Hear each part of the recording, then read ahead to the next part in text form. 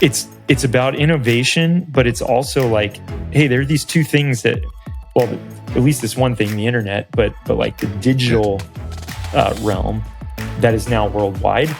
And man, like, how can the church not be a part of that?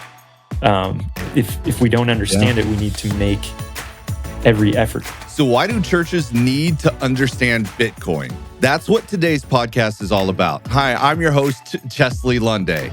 We are in an age of disruption, and part of that means disrupting finance, of course, right? Why wouldn't we disrupt that when we're disrupting everything else? And so churches need to understand it. And for your listening pleasure, we needed to have an expert on here that has been talking about Bitcoin and the church's role with Bitcoin here on our podcast, so that you, church leaders, can begin to wrap your mind around what Bitcoin is, why it's so important, and what your church can do because of it and with it. And so we have a guest on today. His name is Jon Crabtree. Jon is a husband and father who currently works at Subsplash. Subsplash is an innovation company that serves around 14,000 churches and ministries worldwide with various technology products and services. Jon also leads a podcast called Changing the Tide. These are hour-long discussions with people building on both Bitcoin and its second layer protocol called Lightning Network. Now, I know those are words that you might not understand, but it's a way for us to actually have peer-to-peer payments and other things like social networks on Bitcoin's blockchain technology. Interesting, right? So ultimately, Jon desires to love and serve his wife well, to be a part of helping local churches thrive so that communities will thrive, and to leave his children and children's children in a better world. Here is part one of my interview with Jon. All right, tell us a little bit about yourself. All right, yeah, my name is Jon Crabtree. Currently, husband, father.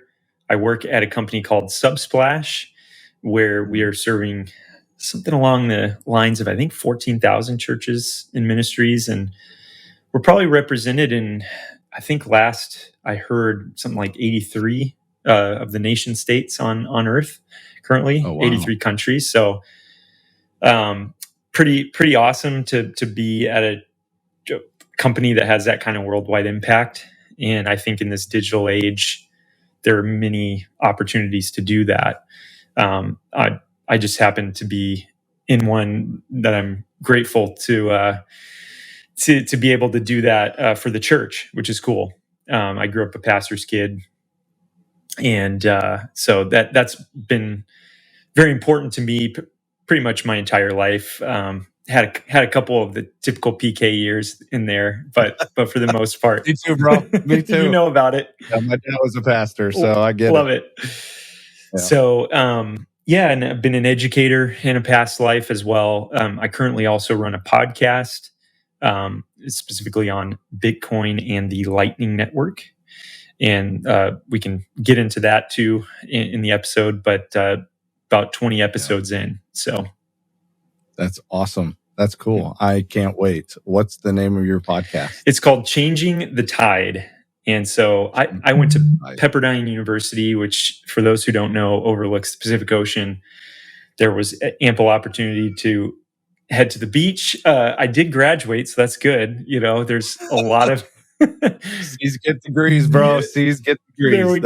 There we go. And, so you mix in a little bit of the beach, go to class every once in a while.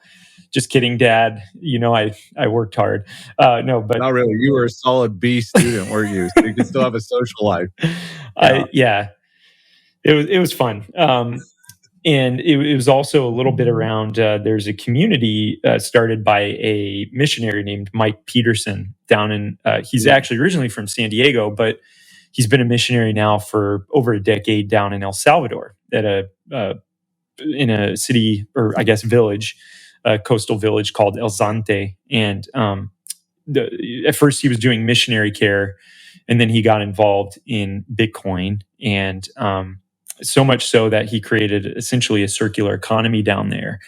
And essentially pretty much something like all the businesses, there's 240 of them, are enabled with the ability to pay via what's called a Lightning wallet. That just is essentially the ability to send Bitcoin anywhere at any time, almost instantly and almost free, very few fees. So much so that he actually caught the attention of the president. And last year, the Congress and the president signed into law a legal tender bill that now, alongside the U.S. dollar down in El Salvador, it is legal tender to use Bitcoin for purchase as well. So Wow. it was a little play on that. I started it last year with visions from years prior, but it's essentially about the changing of the tide that Bitcoin has represented for people, especially in being a Christian, worried about the least of these, especially in areas where inflation has kind of wrecked local currencies. Yeah. Opportunities have been low. It's kind of a play on the power shifting, let's say, away from oppression and authoritarianism towards freedom for individuals and communities and prosperity where there wasn't some before. So that's really awesome. that's the essence.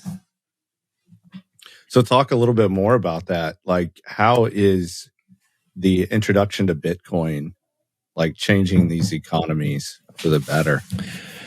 Oh, yeah, that's a great question. Well, let's take it back a little bit. I mean, I started the system itself started as an open source software project in 2009, and it spawned a whole litany of projects that are now kind of all grouped under um, the term cryptocurrencies. But it was the first one that kind of made it and has taken off. And I got involved around 2017. And that was about the same time I started at Subsplash in 2016, and we had just launched a donations product for United States and Canadian churches. So at the same time I was learning about this system, I was also learning about the legacy financial rails in the United States, the automatic clearinghouse. Most people know it as ACH.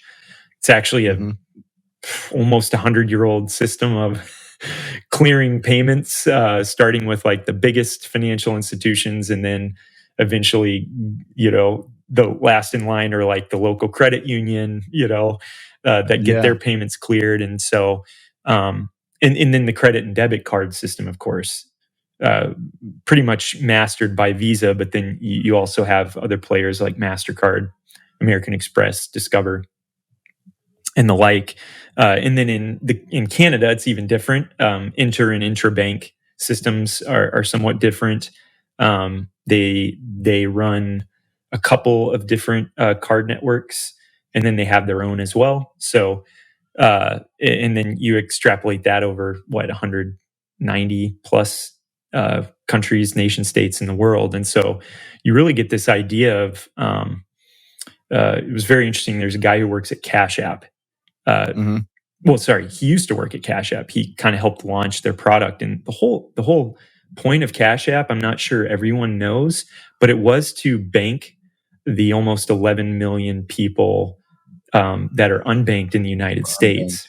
Yep. Well, his name's Mike Brock, and he was very interested. He kind of came alongside and learned a couple years before I did that the whole point of this is when you use the traditional legacy payment system, what's very fascinating is that it is all credit based. So settlement takes a matter of days, sometimes over a week, sometimes 2 weeks, essentially because throughout the system, there are a bunch of middlemen. When I say middlemen, it's just mostly financial institutions. But when money passes from one to the other, there's almost this fronting of money that happens, and then the payment happens later. And so credit worthiness is such an important part of the current legacy system as it stands. So what do I mean by that? Well, it will automatically exclude a certain amount of people who aren't considered creditworthy. Right. And so this guy, Mike Brock, was talking about that. And that was really what I noticed was in order for creditworthiness to not be this important thing, you really have to have a bearer asset. And what I mean by that is like not a credit instrument that says I will pay you later, but a bearer asset that's like we can exchange hands and the transaction's done. Yeah. And so what Bitcoin really did was it dropped the transaction time for settlement of payments from a credit-based system that relied on that because, again, you might not get paid back net 30 up to 30 days. A financial institution from the initial time they laid out that money to give to someone or to settle for them on their behalf in hopes of repayment. So that's really interesting because what Bitcoin did was every 10 minutes there's a block of transactions that people are sending to each other. And mind you, this is like across the world. I could pay someone in Kazakhstan or Malaysia right now. Within 10 minutes, it's going to settle. And then based on the mathematical probabilities, we don't have to go deep into those details, but pretty much after 6 of those, about 60 minutes, 6 confirmations, it's pretty much no one can reverse that transaction. And that's way different than the current payment system because even after a settlement happens, if someone charges a chargeback, for instance, right? Or not charges a chargeback, if someone requests a refund, or if there is a chargeback because eventually down the road it's come to light that the money that they fronted for you, you don't have in your checking account to back it up. Right. And so that really changes the way that that payments can work and really opens up a lot of people think it's like this magical internet money, right? Right. In a way it is because it enables something that has been missing, I think, in the world economy forever. And it really is this brand new innovation. So to your point, I think how it's changing things and bringing opportunities is that that those who have been kind of locked out of the traditional payment system now have something that is of value, currently exchanging somewhere around the neighborhood of 40,000 US dollars for one full Bitcoin, but you can use fractions of that. And so I've heard stories from a variety of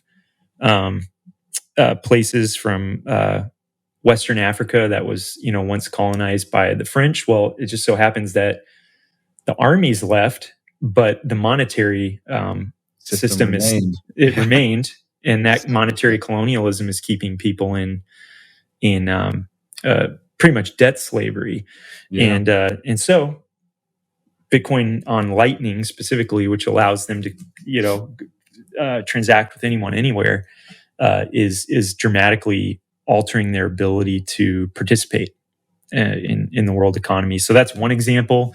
People in Cuba and Venezuela who are using it to bypass massive inflation and kind of artificial controls on how much you can exchange of the like Bolivar or the I think it's the Cuban peso, but how much you can exchange for what they would term like real money that has some value and would buy them things that they might not have access to. And I'm talking about like needs. I'm not talking about black market like drugs and that sort of thing. You're talking food and shelter and things that absolutely people need to survive.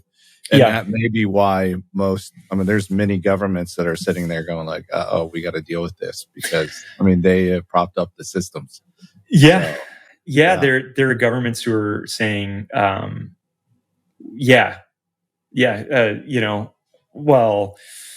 this creates black markets, and it's like, well, so in a in a just system, would a black market need to exist for things that are just daily survival needs? Correct. So so they want to magnify the the illegal things that everybody knows are illegal, like drugs and all the sex trade and all of those things. But what we're seeing is in oppressed nations, it is necessities. And this is actually lowering the ability, the access for people to actually get in the game financially and do better. Yeah. in the second session of my podcast, the second episode, I talked with Mike Peterson, who I referred to earlier as one of the drivers. He handed it over to the community, and really the community has taken it.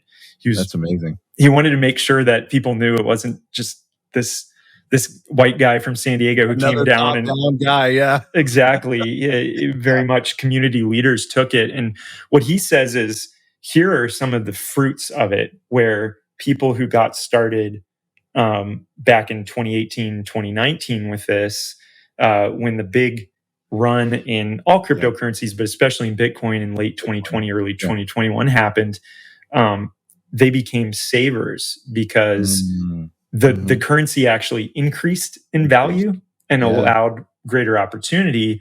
They're used to a currency that they've got to, like, for instance, if they're trying to build a house, they'll like buy stuff 6 months out and just leave it sitting on the lot until they need it, because they know in 6 months it's going to cost 40, 50, 60% more. We know how that is right now, don't we? Yeah, I heard a rumor about 8.5%, but 8.5 is what they said over the last month. The home prices in my area and the gas prices over the last month tell a much higher story, or much higher number. Yes, it does. 25, I think, is what. Yeah, it's crazy. Yeah. So we're talking about blockchain, obviously, on a church innovation podcast. Yes. And we're talking about Bitcoin. And so we just went into decentralized finance, and they're like, what the heck? Why are we talking about that? And so I want to bring it into the church world. Obviously, you just told us a story about a missionary actually doing real good in a community. But we live in America, and why does blockchain technology and Bitcoin matter for us? It's a great question. Man, there's so much to this. I think two of the biggest things, though, that are like top of mind, we just talked about. One would be inflationary hedges, for instance. Another one is a censorship hedge, and that again is something that probably from some recent examples that we've seen should be more and more top of mind. So we'll start with inflation. Since 2009, year over year, Bitcoin has appreciated something like 100% year over year. Now, some years it's more than that, some years it's much less than that. But this is a main reason a lot of churches take donations beyond cash and check and online, like credit and debit payments, where they might accept a stock gift. For instance, because, typically, like, if you have an Amazon employee at your church and they give some of those stock RSUs from Amazon, and you just hold them on your financial sheet for a couple years, you did much better than pretty well keeping that cash. Yeah. Yes. You done pretty good. So that's in a lot of ways, because of the way the tax code treats cryptocurrencies, Bitcoin, but specifically, more generally, cryptocurrencies in general as property, much like a stock or a piece of land, or, if somebody gives your church a car or a boat or something along those lines, where the donor gets preferential tax treatment on it. Instead of paying capital gains, they get to write off the gain as a donation. For churches, they get to hold, or they get to either instantly cash out, or by declaring it on their financial sheet, they get to hold this appreciating asset. And of course, there's no guarantee for that any financial instrument will appreciate. It's the same way with stocks and that sort of thing. But we could get into a whole conversation around the way, what some term money printing, others the bond market and that sort of thing, the way that works. It's typically driven a pretty steady increase, except for a few bust cycles, notably the .com bust, the 2008 financial crisis with the subprime mortgage issue, Yep. and some back in the 80s and 90s. But all that to say is, like, since the 80s or even late 70s, we've kind of seen a pretty steady increase in those things. So doesn't mean it's going to happen forever, but I think since 2009, Bitcoin has had a pretty good track record. Mm-hmm. So that's the inflation hedge. Well, and it's steadied out over the years too. Like, I mean, they had a very volatile run in the early 2000s, the 2010s. They weren't around in the early 2000s. But Yeah. Late 2010s, you saw the volatility of something just beginning, and then now it's kind of starting to do that crest where it seems to be stable. Obviously, there's a lot of factors in that, and that could shift. But we're seeing this is not going anywhere. Right. Yeah. If you look at like log charts, like the logarithmic, powers of 10 chart, and you see it rise from 1 cent to $1, $1 to 10, 10 to 100, 100 to 1,000, 1,000 to 10. It's kind of doing one of these over time. Yep. And so it's very interesting. To go back, and we can talk about the censorship part of it here. Going back to what blockchain is, there were a couple attempts at, I think there were a couple attempts at something approximating a blockchain prior to Bitcoin, but it was kind of the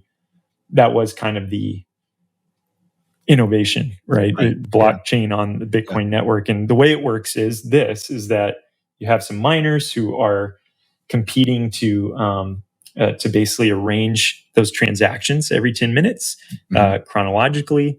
Now you can pay to have yours, move up a little bit, but essentially arranging all those transactions so we know exactly who spent what and what the new balance is across the entire ledger. And again, this is a worldwide ledger. I mean, it's a real big innovation. And then because of the fact that energy is being expended to arrange those transactions, because of the fact that there's tens of thousands, if probably not hundreds of thousands of computers running the software across the world, that's the nature of decentralized. Yeah. I mean, anyone watching this podcast now could go to bitcoin.org and download the software and run it on their computer and have, after probably about a 24-hour sync, every single transaction that's ever happened on it. Compare that to the traditional financial system. You might be able to see what's in your Wells Fargo, your Chase, your local credit union. You don't see anyone else's, that's for sure. And you definitely don't see interbank, what's going on there, and inter-financial institutions. So why is that so important? Well, first and foremost, I think what you end up having is, at the same time that privacy is respected, you also have this whole aspect of, at the same time that privacy is respected, the system is transparent. Yeah, and if the system is transparent, people were more honest. Yeah. And so because it takes me back to I think Jesus said more about money than almost anything else. 25% of everything he talked about had to do with money. Yeah, so it tells you how important of a subject it is. I mean, and of course, a lot of it was warnings about who is your master. Yeah, is it God or mammon, unrighteous wealth? Yeah. Is it? But then too, you go back to the Old Testament, and it's Leviticus, it's Deuteronomy, it's Psalms, some of the prophets. The idea of unjust weights and measures being an abomination to the Lord. And I don't think we recognize enough in the church community how the current system as is has tended towards, being unjust in many ways. A lot of us have benefited from it. Yeah, and oppressive. I mean, it's not... And oppressive. Yeah. It's a big problem. Yeah. Big problem. And I agree with you there. And so I think why churches should care about it. Well, first and foremost, churches should be on the forefront of innovation. Yes, they should. As this podcast keeps telling people. Yes. Yeah.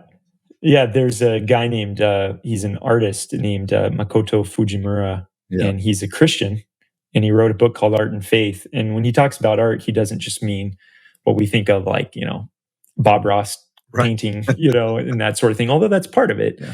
but like musicianship, engineering, applied sciences, design, approaching your work as though you're helping the Lord make all things new. Yeah. Because part of that is evangelism, and the other part of that is like, what are you doing to help bring about that? Sure.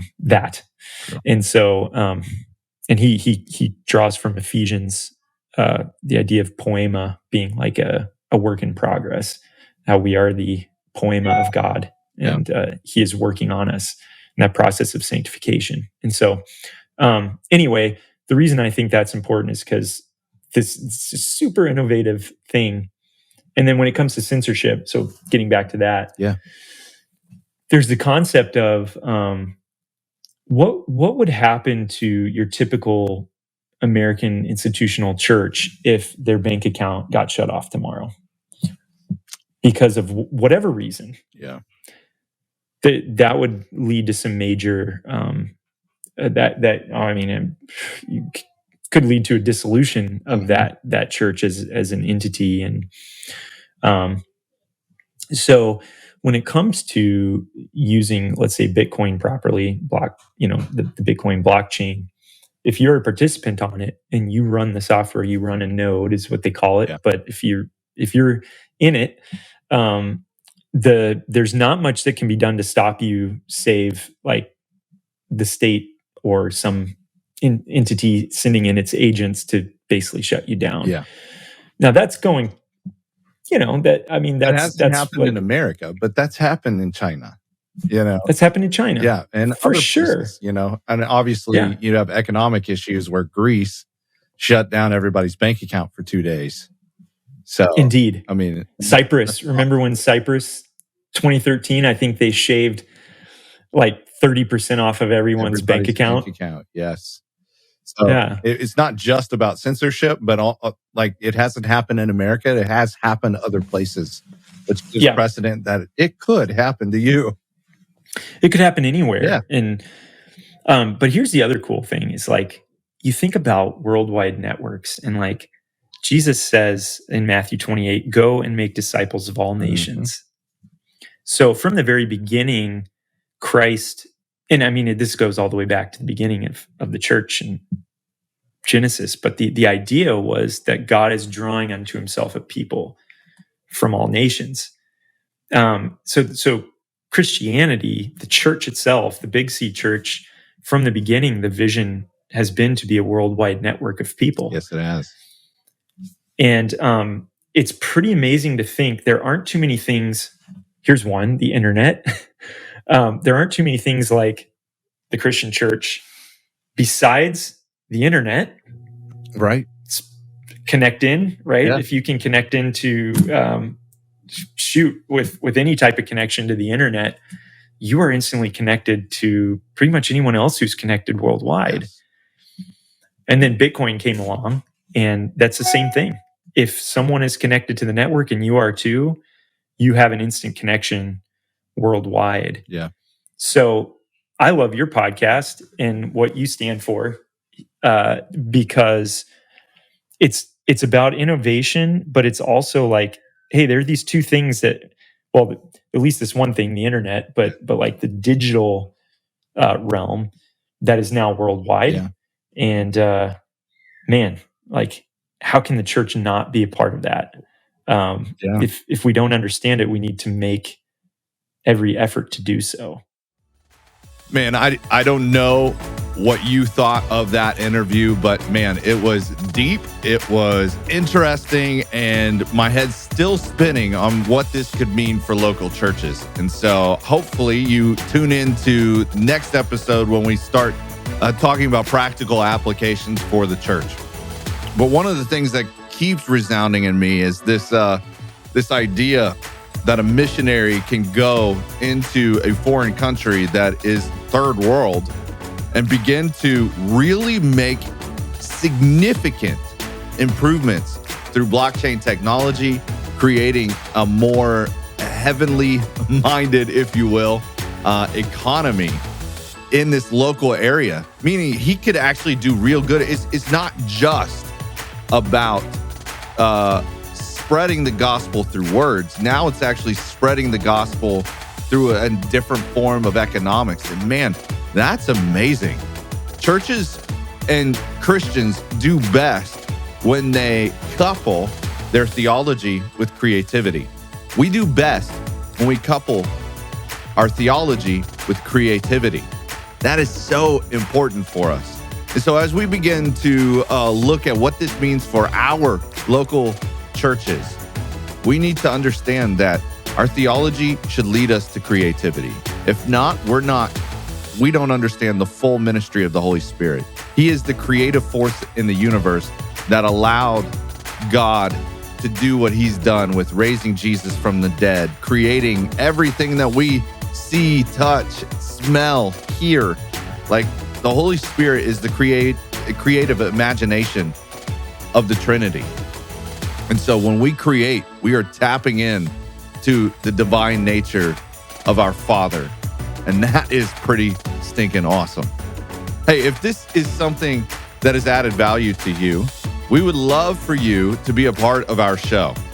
And so we would love to help you solve your most pressing problems. So if you would love to come on and be a guinea pig with us to talk about what's going on in your church and maybe have a live coaching session, I would love to do that with you. If you are excited about that and you want to be a part of that, email us at podcast@chesleyLunday.com. Again, that's podcast@chesleyLunday.com.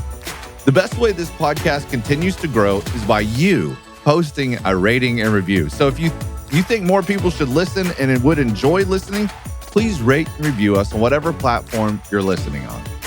I'm excited for next week's episode when we continue our conversation with Jon. And here is a sneak peek so we can make more. Yeah. Uh-huh. And so I think churches can be thinking about it in that direction, because I think it aligns in a lot of ways with